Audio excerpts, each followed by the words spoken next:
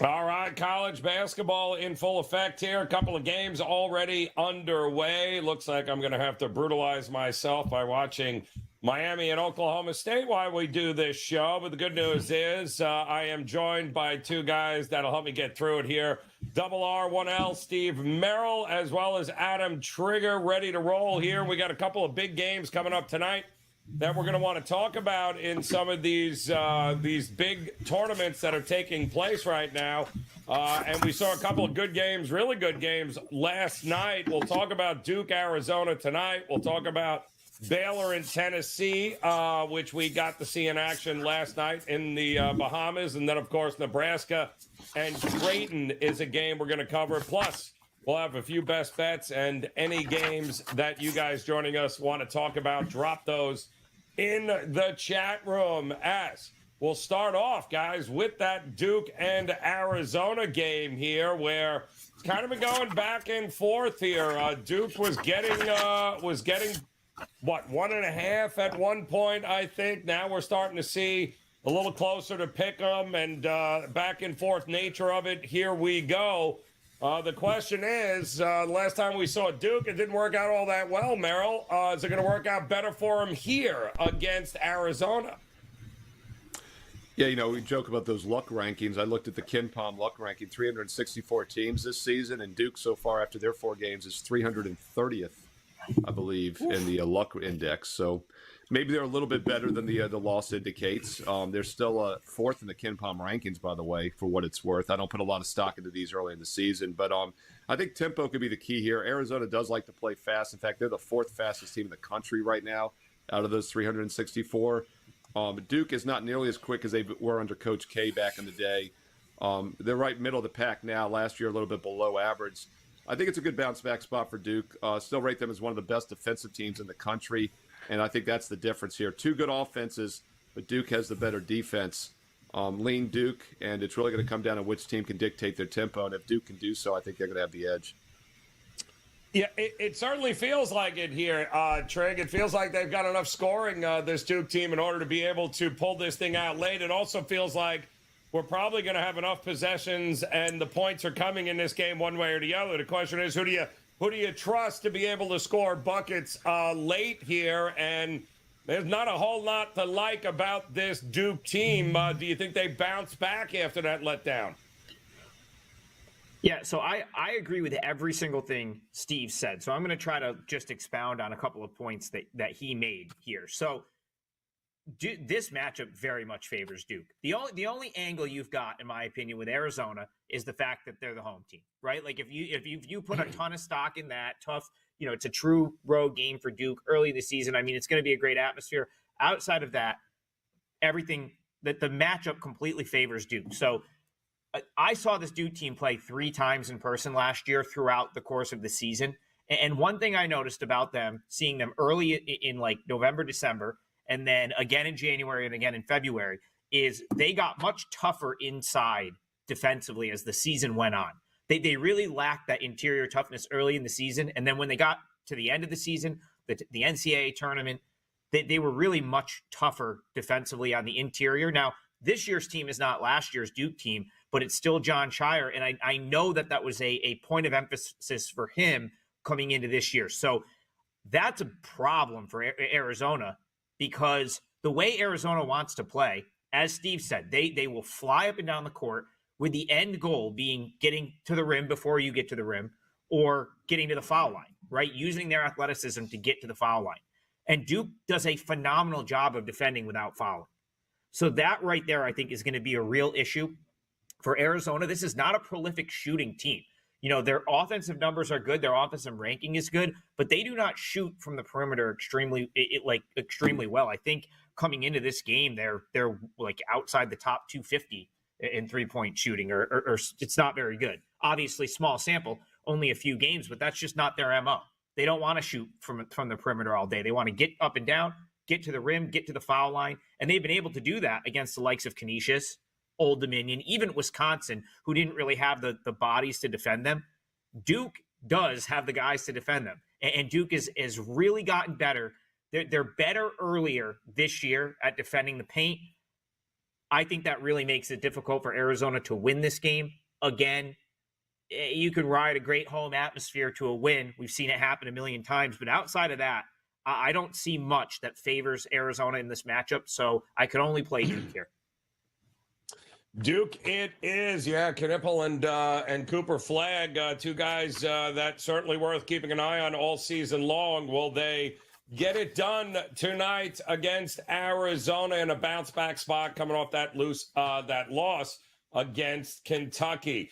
Another interesting game coming up here tonight, and we previewed this game yesterday on the show. Both these games, in fact, with Baylor taking on the Johnnies, Tennessee taking on Virginia. And Merrill, what a game it was for Baylor and the Johnnies. Double overtime, buzzer beating 3 to get it done for Baylor. Tennessee had to wait forever for that game to be over and then handled their business against Virginia. So what is it that we get tonight here, round 2, Baylor taking on Tennessee? These situations are so tricky, right? With, we talked a lot about this coming up the next couple of weeks. You're going to have neutral courts, 2-3 games in a row. And it just makes these games I usually cross most of them from my list, but I do think sometimes you get some matchups you can look at as far as tempo, pace, and can benefit one team opposed to the other. First thing that jumps out to you about Tennessee is right now they're the most efficient defense in the country. Not a surprise. They're top 2 or 3, it seems like, every season. They play excellent defense. I do think that favors teams in situations like this in tournaments where you're having to play multiple games, and early in the season where you're having to play several games in a week. Baylor, meanwhile, one of the best offensive teams in the country, but not as good defensively. So I'll lean towards Tennessee. I'd rather have the better defense in a quick turnaround situation like this. And right now they are technically the best defense in the country. Yeah, they certainly are here, and they showed it again last night there, Trig. That Baylor game was out of control. Glad somebody finally ended up winning it here, but the Johnnies, very long, very athletic. So is Tennessee here. Who does this matchup favor, do you think? So I had Baylor yesterday on the money line. Losing Ohio early in the day, I felt like I deserved that one. So, I was happy that they won, but I have some serious issues with this Baylor team that St. John's was able to expose last night, and now I'm really confident that I'm going to be right about this. So, first of all, Steve's right. Baylor's a mess defensively. That team is and it's been going on for a couple of years now. So Baylor won a national championship back in 2021, heavily predicated on very good defense. I'm convinced that Jerome Tang was the better coach there, because Baylor's teams have regressed defensively every single year since. And this team is an absolute mess on defense. There's no buy-in. It's just a mess. Okay. The other thing that's just a mess with Baylor is their organization. Scott Drew basically just allowed that to get out of hand in the first half yesterday for St. John's to open up an 18-point lead. Anyone with a brain or eyes could have seen that if you called, they needed a timeout in the first half, you wouldn't call it. Baylor was so out of sorts, just this fumbling the ball away, no offensive spacing, and it was just a mess. And I have to be again, as someone that was on Baylor yesterday, they got every call and every break that you could have ever asked for in that game, and they still managed to essentially lose the game. They won the game on a Jeremy Roach buzzer beater 3 after St. John's missed multiple free throws. So as far as I'm concerned, Baylor lost that game. They also potentially, I don't know what the deal is with VJ Edgecombe. I thought he pulled his hammy, and then he's back out there. I was really surprised that he returned to the game. I'd be very interested in his status today. He didn't play particularly well yesterday, but that would be a considerable loss for this game. It's something that, in my opinion, would move the needle a little bit. I would give Tennessee at least a point if he's not able to go.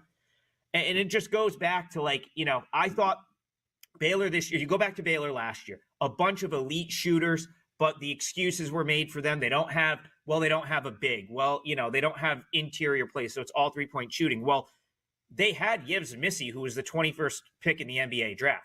And then if you look at then they had Jacoby Walter, who's the 19th pick in the NBA draft. So a Baylor team with 2 NBA guys, 2 top 20 NBA draft picks last year underachieved. It's going to probably happen again this year. I'm kind of getting out on Drew as a coach. The defense has been horrific for 3 years. It looks like it's a mess this year. It looks like this is going to be a Baylor team that's just like brimming with potential and offensive talent, but never actually realizes it. And that type of team is not going to be good against the number because of where Baylor is rated. I'll even go back to the first game of the year, Joe. Like everyone wants to give them a pass for getting obliterated by Gonzaga because it was a home game for Gonzaga. And yes, it's a tough spot, but like you're supposed to be a top 15 team and you just got run out of the gym. I think I'm out on Baylor after last night. They have serious issues that they need to correct. I don't think Tennessee was done any favors with like a 10 p.m. local tip. I will say that. Like that could be a little bit tricky. Maybe even later. That might have tipped off even later than 10 local time. But Tennessee's the better team here. The number is right around. I made it Tennessee -6, so a little bit of line value. I didn't make my card because I didn't really want to lay 4.5. But I feel like Tennessee, if they play their game, wins this one comfortably, pulls away in the end. Yeah, looks like there's a lot of people to agree with you there, Trig. Not exactly all confident in Baylor anymore at this point here. A lot of basketball. Can I add one more thing, Joe? Effort. Can I add one more thing since I went off on a tangent talking about 3 years ago? This is more relevant to this game. St. John's, where did it go? I believe they shot 28 free throws yesterday, did not shoot them particularly well. Another reason St. John's lost that game. Tennessee, they live at the foul line. They know how to draw fouls. They live at the foul line.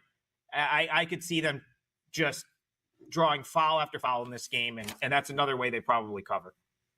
Yeah, would not shock me at all in this one here. Is that game coming up here, guys, a little bit later, round 2 in that tournament. And then we got another interesting game coming up a little bit later between two teams that know a little something about one another as Nebraska taking on Creighton. Boy, you want to talk about rivalries, huh? What do you think, Merrill? Nebraska taking on Creighton here, two teams where I believe the road team has kind of dominated this series for whatever reason there. It looks like the road teams have been pretty profitable to back. Are you leaning one way or the other in this game here? Could it be an over? Could it be more of a dogfight? What do you think we get? Yeah, I mean, that's obviously a rivalry, but you got to figure it's probably a bigger game for Creighton, right? You know, Nebraska's a football school, and then Creighton, you know, they make their name with the basketball team. And even though they're a good-sized favorite here, I think it's probably a bigger game for them still. Numbers a little pricey. I mean, 10.5 right now, you're going to have a substantial win here by Creighton, but I do think they're the better team on both ends of the court. Nebraska has a chance to contend defensively, not a huge difference defensively, but I think Creighton has a substantial offensive edge. And that's something that always worries you with road teams. If they're not able to score, you know, whether it's college football or college basketball, if you're asking for a dog to keep it close or get that backdoor cover, you want some offensive punch. And Nebraska has not had that this season, especially from three. They're averaging just 5 for 21 from three-point range so far this season after their first 4 games. And overall, they're shooting less than 25% from beyond the arc. I don't look for that to get a lot better tonight on the road, hostile environment against a good defensive squad. So if you're going to play it, I would lay it with Creighton minus the 10.5. Yeah, road team has won 3 straight meetings. And also, Trig, I believe 3 straight unders here, which I guess would favor, well, I guess the road team in here getting what, 10, 11 points? How many are they getting now? It seems like this line just keeps growing here with Nebraska. Yeah, I think it's at 10.5.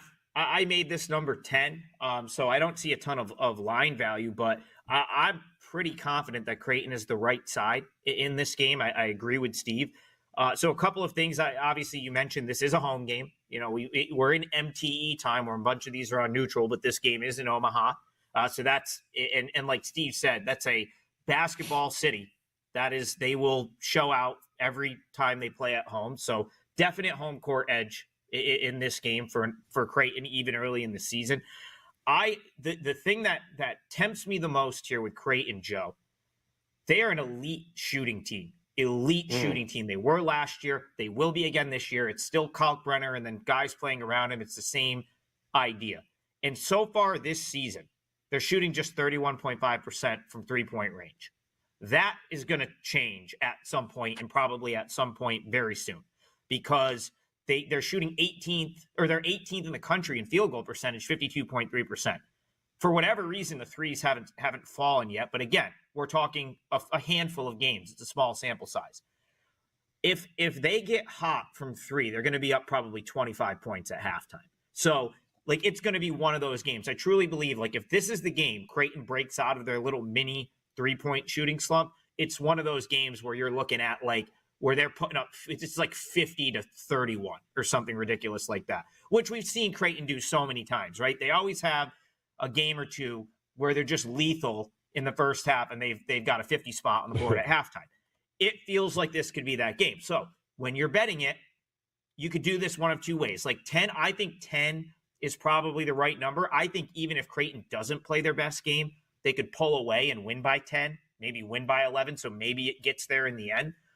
I like Creighton first half here with the understanding that if you don't hit, that maybe you would come over the top and play the second half.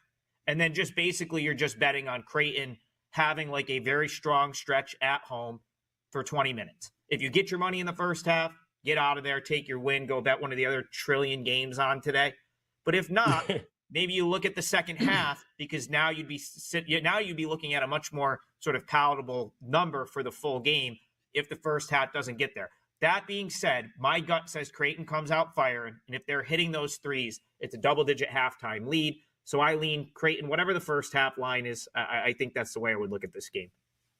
All right, looking at Creighton in the first half to get it done. Again, road team's been pretty successful here the last couple of times out, and we'll see what happens in this one. Actually, a pretty darn good game. Getting ready to go a little bit later. And of course, guys, if you're joining us here for the first time, don't forget to hit that like button, hit that subscribe button if you haven't done so already. You're in for a treat because what a panel we got here today. We have the one and only, and they're already clamoring for it there, Merrill, in the chat room, and you had to know it was coming. Bill Sandoval calling you right out and saying, let's go, Merrill.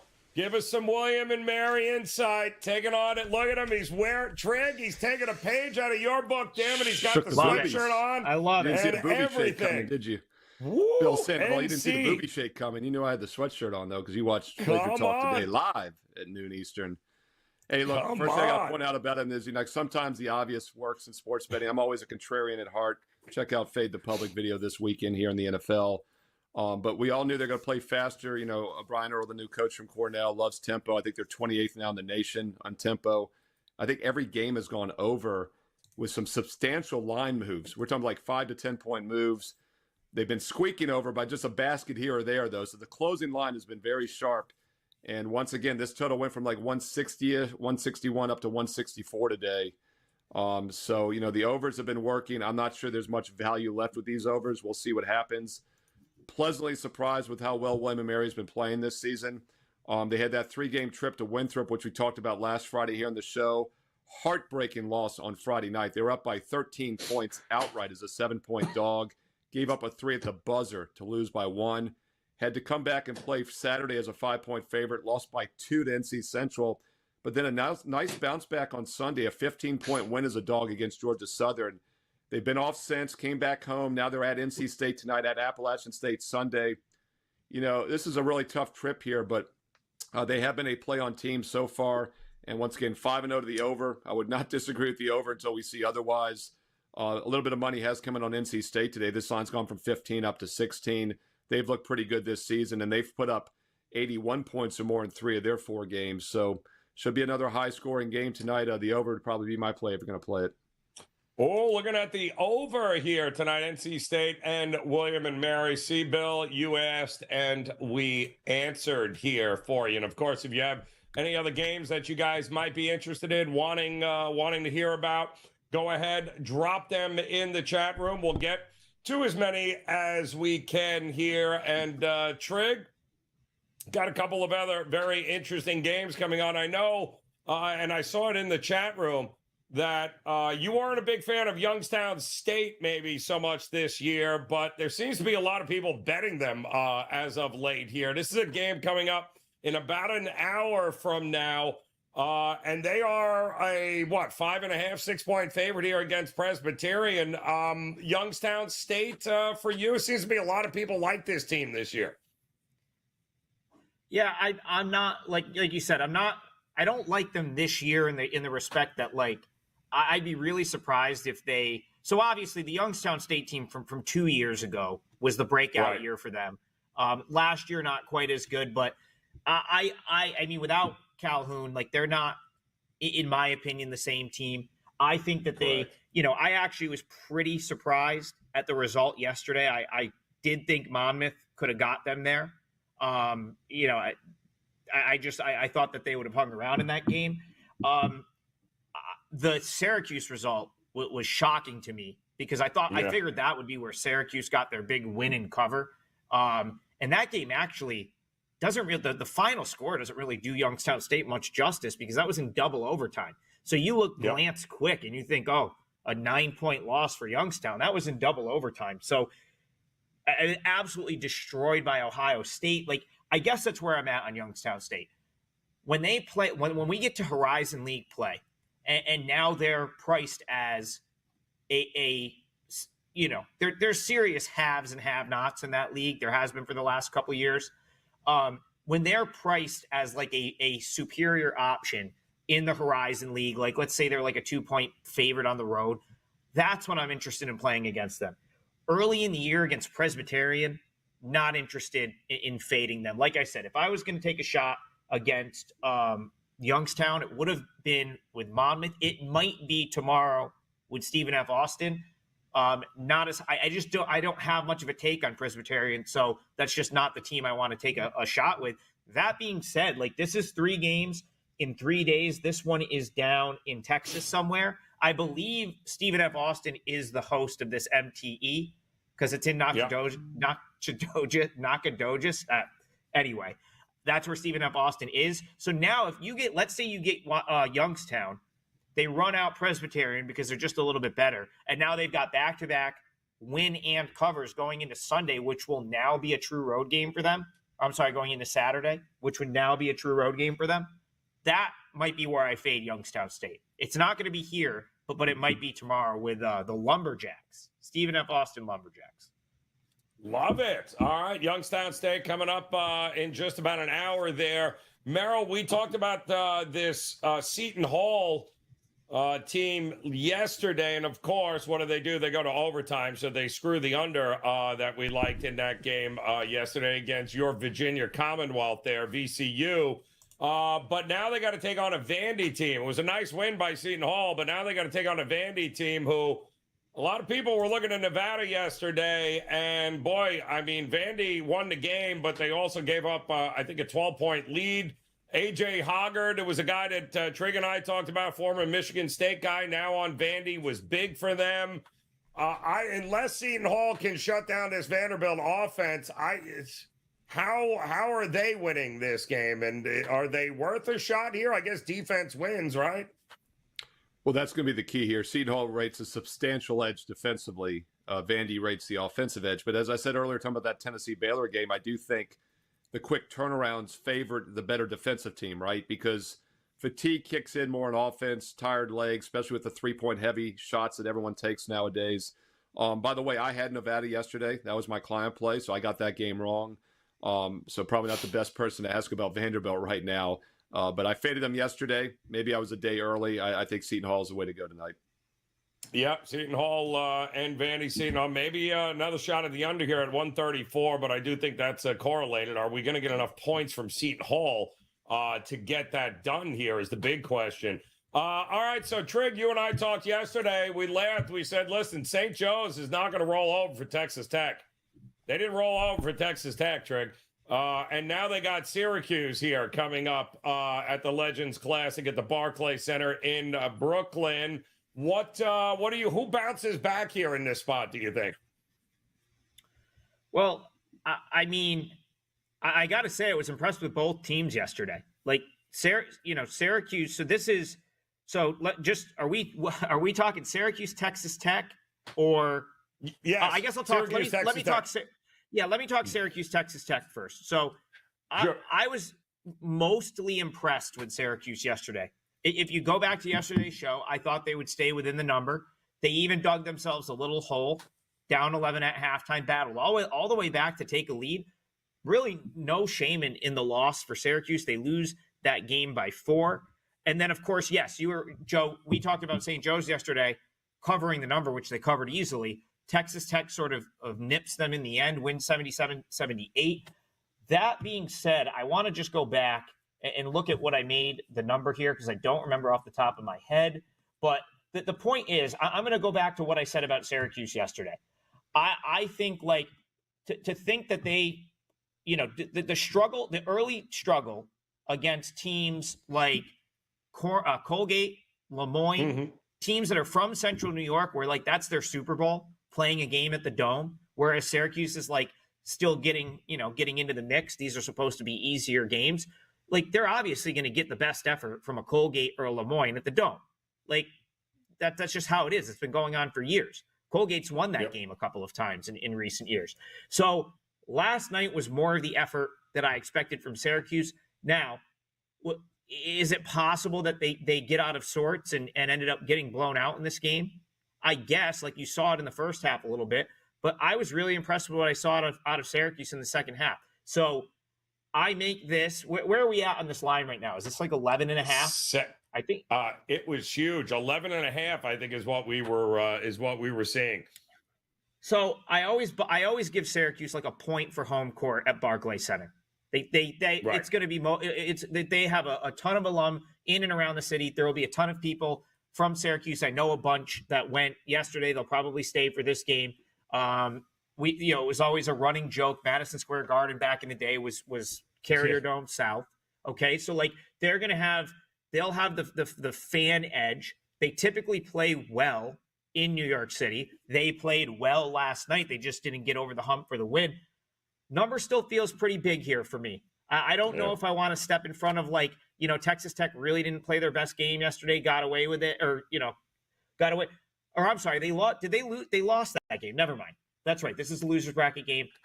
Sorry. I mean, this is what happens when there's a trillion games and they're all going on and the same teams are playing the next day. Long story short, I still think this is probably too many points. I still think Syracuse competes. I don't know if they win, but I could see them losing by 8, 9, 10, 11 and a half. I think Syracuse is the right side.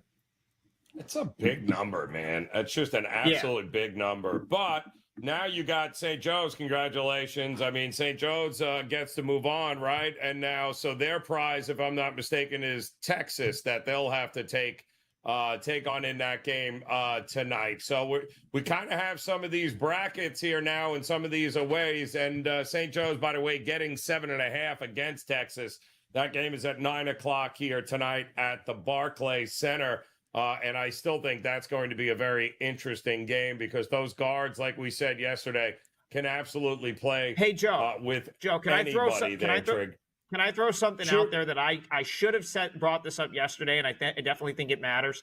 The A-10 plays their conference tournament at Barclays Center.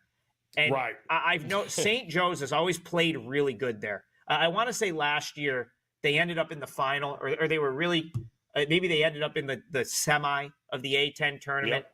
Those guards tend to play extremely well there. There was a game where Eric Reynolds last year in the A-10 tournament just went off. And obviously the guards played well there yesterday. That's my only angle in that game. But because I told you yesterday, St. Joe's is all guard play. If those guys, if Reynolds and Brown, if those guys are playing, they're going to hang in games. But they've had some really good efforts at Barclays over the last couple of years. They obviously know it well, being as they play sometimes 4 or 5 games in a row there during their conference tournament. So I think you have to bump St. Joe's up a little bit playing in that building. I agree. Very familiarity, right? That's what it's all about in that game here. Also familiar over at WagerTalk.com. Don't forget, R1L, Steve Merrill. He's locked and loaded this week, as is Adam Trigger. Huge weekend in college basketball. But we do got a couple of best bets we want to talk about here. And Merrill, yours is extremely interesting here. Break it down for us. Tell us what you got ready to roll here into this big weekend of sports. Free best bet coming up in the Cream City Challenge tonight between Portland State and Milwaukee. That doesn't get your attention. I don't know what will. I'll give you that free play in a moment. Quick reminder, I do have an NBA best bet tonight, NBA moneymaker right now at WagerTalk.com. An advanced college football play for Saturday is already loaded with more to come here later this evening. NFL Sunday. Just a great time to maybe grab a 3-day all-access pass. Just saying. That's not a bad deal for $69 dude. Or a 7-day for $99 is a good deal because that gets you into the Thanksgiving games next week. Or the best deal, the rest of the football season for just $3.99. That's college and pro combined. Or if you want basketball and football and baseball, how about a 1-year all-access for 365 days and nights for just over $1 a play? Promo code SM365. And I looked it up 1 calendar year ago, 365 days ago. If you joined, you'd be up 170% right now, 170 units. So multiply your bankroll by 1.7 to see how much you would have won over the past 365 days. Never too late to get on board and start treating this as a serious investment approach. All right, got that NBA best bet locked and loaded right now for Friday night. Let's look at a free college play at 8 o'clock Eastern. Game number 820 on the rotation. Milwaukee -5. We've seen some heavy, sharp money on Milwaukee, pushing this line from 3 up to 5 today. I agree with that move. All kidding aside, this is the Cream City Challenge. It's a 4-team tournament being hosted by Milwaukee. They get Portland State tonight. And we talk about 3-point variance in college basketball. And early in the season, I think you can kind of find value sometimes. And that's what the sharp money sees as well here. And that's why this line is moving. Portland State so far this season is shooting 46% from 3-point range. And Milwaukee is shooting 27%. Both of those are extreme outliers. I look for it to come back down to earth, especially on their home court tonight. Keep in mind, they've played 3 straight road games. Their only true home game this year was against Lakeland, a non-lined game. So this is their first point spread game at home. Look for that shooting to be a lot better tonight. Milwaukee -5 goes at 8 o'clock Eastern on Friday.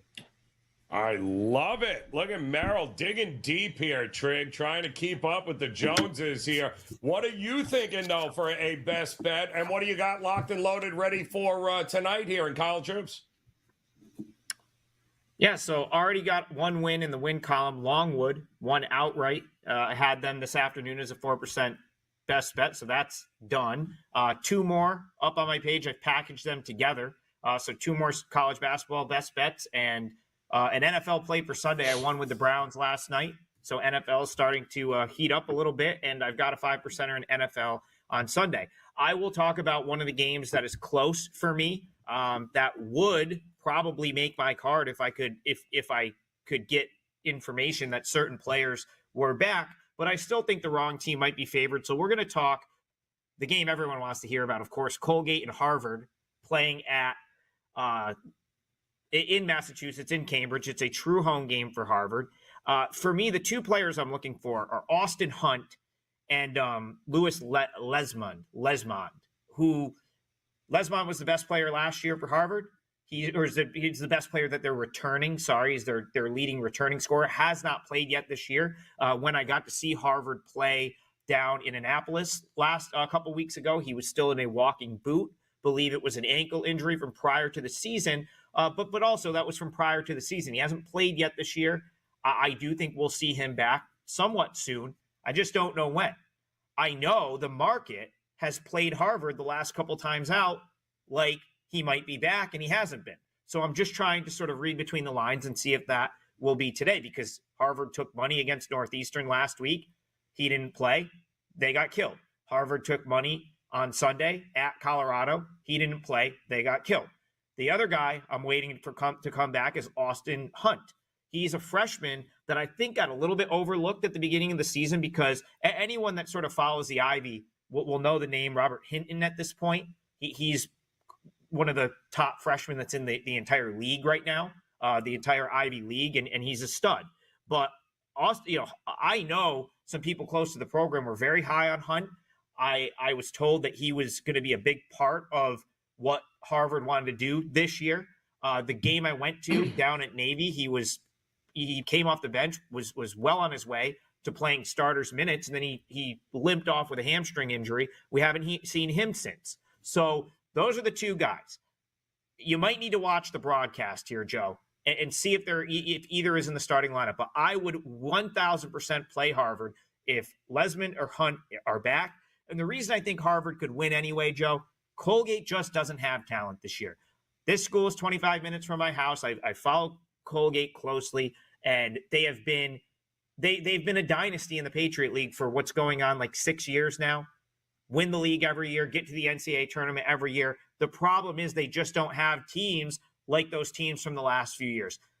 Braden Smith, who was their best player, leaves, transfers to Gonzaga to redshirt and sit out a year so he can play for Gonzaga next year. Huge loss. They also lose someone to Northeastern, another upperclassman.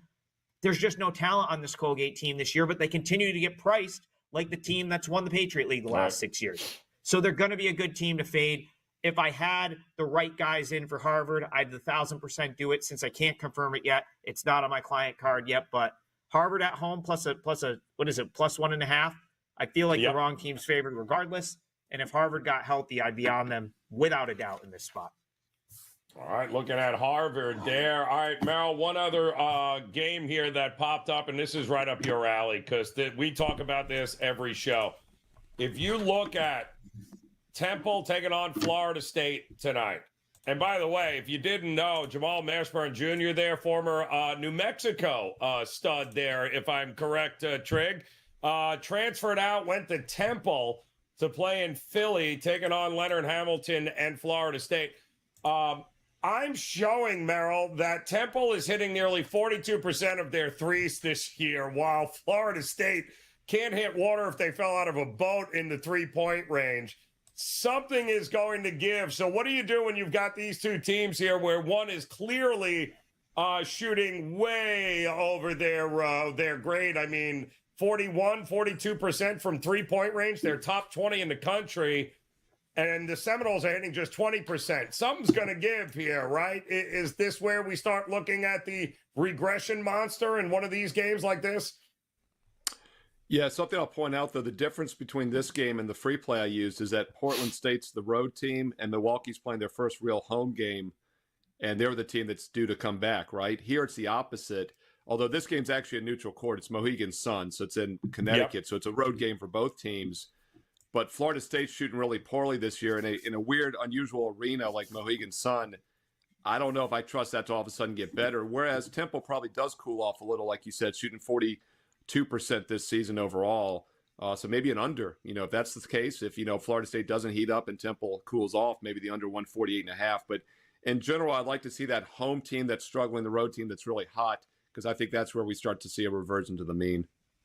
The Pit, right, Trig? You were out there in New Mexico. I'm just trying to figure out, why did he leave New Mexico to go to Temple is interesting. That's an interesting transfer. Sure is. I'll say about Mohegan Sun, that's more of like it's not in the ballroom like in Bahamas. Like that's where the Connecticut Sun play. It's kind of like a mini NBA. It's not an NBA arena, but it's like a mini arena. I've been there a couple times. It's a good venue for basketball. I don't know what you make of that. But yeah, I mean, I think Florida State's awful this year. Like I did my ACC preview. There's three teams in the ACC that are just absolutely pathetic basketball teams, in my opinion. It's Boston College, Florida State, and I wouldn't be surprised if NC State joins them at some point. We talked, I hope so. Steve mentioned William and Mary. Like, and NC State's bad this year. I think those are going to be teams, and Virginia Tech. Sorry, that was the other one. Virginia Tech, Florida State, and Boston College are atrocious, and NC State's going to probably do their best to join them, but I could only go against Florida State right now. I just think they're a bad basketball team.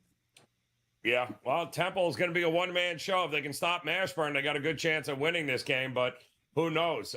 Better teams have tried, and they have not been able to. So there you got it, guys. Plenty of college basketball on tap here today. And for those of you that asked, let me just go ahead and tell you I am torn here, and Trig knows this because I'm on one side, Trig, I'm ecstatic that Oklahoma State is beating the living snot out of Miami right now. But on the other hand, I'm holding a goddamn Miami ticket in my pocket with you, and they're annoying the living piss out of me here, 43-27 at the break. But definitely a game I would have looked to the over all day with here, as Miami's having a hard time scoring here in that tournament at the Charleston Classic. So Plenty more, though, college basketball coming here, guys. You heard Steve say it. You heard Trig tell you. These guys are locked and loaded all weekend long here. It is great to have college basketball back. Make sure you visit them over at WagerTalk.com. And then, of course,